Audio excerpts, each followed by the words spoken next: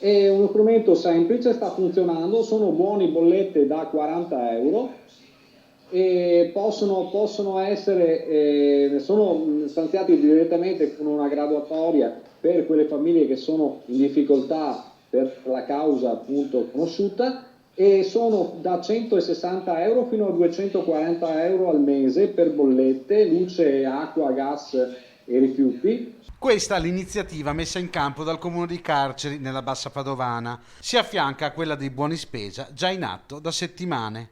Una convenzione con il tabaccaio del paese li rende subito spendibili.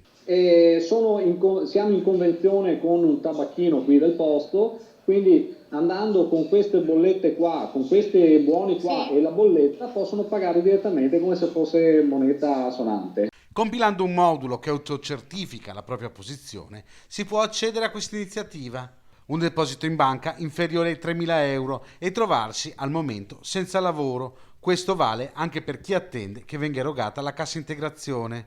Queste le caratteristiche per usufruire dei buoni. C'è poi un modulo da compilare, un modulo che chiede qual è la situazione sostanzialmente e attraverso quel modulo lì viene poi stilato una graduatoria e un punteggio e grazie a questo punteggio qua noi poi nel giro di poche ore riusciamo poi a consegnare direttamente a casa sia i buoni mensa che i buoni bollette.